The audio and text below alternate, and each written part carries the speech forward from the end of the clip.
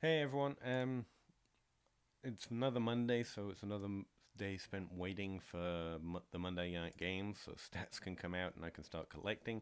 The main thing I'm doing on a week-to-week basis is collecting these metrics, the touches, targets, receiving yards, air yards, all of this stuff. Um, and I'm also compiling it into a season long. I'm using it for it's my usage compiler, if you will. I'm using it for my target share article.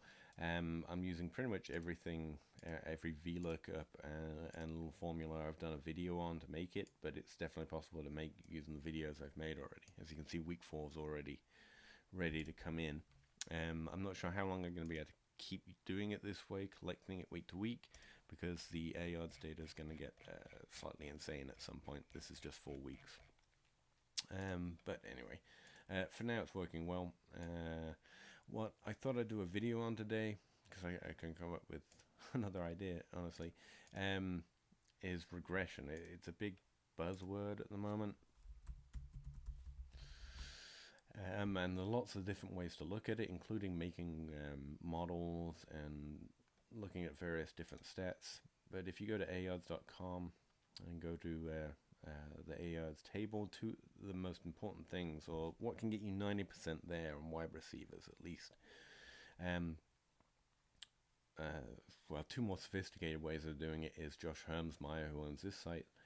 He's got an AYARDS model, which he posts on 4 for 4 on a weekly basis. Also, Michael Zingoni at FFZinger on Twitter. He's got one where he's using various stats as well, and a certain he's made his own formula and regression model. It's all more sophisticated and better, but like I say, I think you can get 80-90% of the way there by just considering Whopper and PPR points on a season-long scale. You don't even have to collect it weekly. You can just go to this table when week 4 stats come out, and Josh Husband already has week 4 in here. Copy and paste and put it in a spreadsheet. It doesn't have to be nearly this big. You can include the other stats as well, because it gives you a broader picture of what's going on. But if we just limit it to Whopper, I've actually got a regression model too, of course. Who doesn't at this point?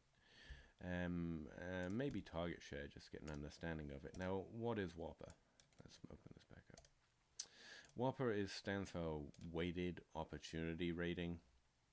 All it's doing is weighting the target share they're getting by the number of air yards they're getting. So it's a specific formula that Josh Hermsmeyer put in an article, so I found. And this is it, where it weights their target share by a certain number, certain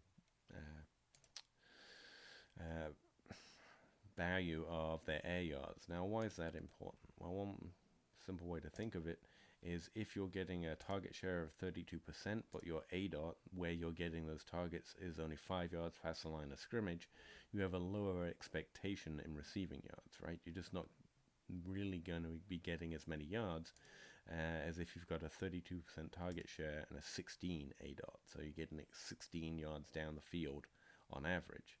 And so it's just considering their opportunity and target share relatively to where they're getting the ball. Like I say, it's doing it by looking at its team of air yards. So it's purely opportunity and not position of opportunity. That's actually why I've got a regression model, because that includes ADOT. But just the volume of target share compared to the volume of air yards gets you a long way there, and that's what Whopper's about. So all you have to do is compare Whopper to PPR points, and you can do this again on a weekly basis to see who did well and who did badly in any given week, or you can look at it on a season-long scale, like that table on AYARDS has for you. And so if you just, all I've got is simple conditional formatting for this table, this column, which is just a data bar, and then simple coloring condition. So I can see who's got a high level of opportunity and who's getting a lot of PPR points. Now, if you move down, you can start comparing. So for week 3, and what I said in my target share article is that Adam Thielen and Michael Thomas were greatly outperforming their opportunity because their bars are full, whereas their opportunity compared to those with similar levels of opportunity is a lot higher. Now, we can expect both these players to have higher averages that they're regressing to than most people, right? They're in a good situation, they're good players. So that doesn't mean they're not going to be valuable fantasy plays moving forward. It just means we can't expect this amount of overperformance to continue. That's like Patrick Mahomes' receivers getting a 20% receiving touchdown share, right? By the end of the year, we expect that to be under 10 mostly.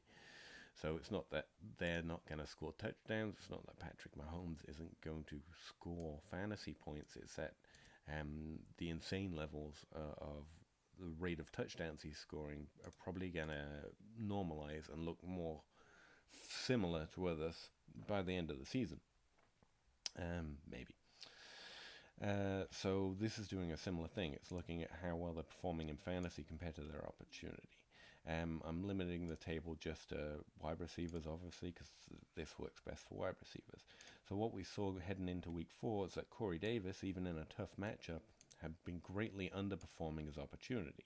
And I like to think of opportunity as proof that the player, how good the player is. This is my measure of how good a player is, really. If they're earning this opportunity, that means they're looking good in the field. That means they're a good player. And so I said that Corey Davis, this in and of itself, was a kind of breakout.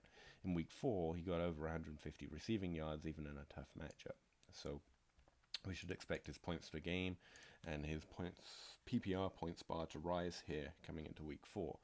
Allen Robinson was the guy I had pegged in week 4 for some positive extra points compared to his opportunity. That didn't work out, so he's probably going to still look like a regression candidate going into week 5.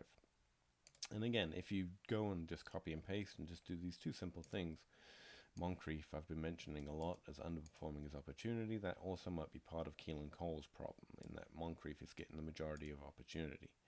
If you actually spread that out, you find that he's not getting that much of a target share. It's really the air yards he's getting, which is making him look like he's underperforming. He's just getting it further down the field a lot. Anyway, but that means you can actually look at everyone instead of just everyone's top 10. You know, everyone posts their top 10. So, yeah, it's an easy way and go and get at least 80-90% of the way there on wide receivers in terms of who's doing well on their opportunity to who's doing badly.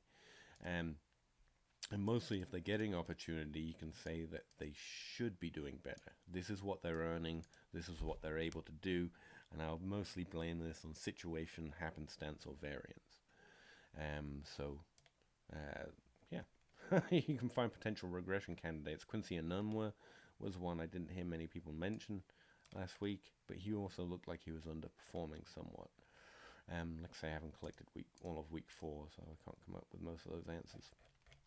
But anyway, a simple way of looking for potential, looking for an edge in opportunity versus performance so far. All right, thanks for checking it out.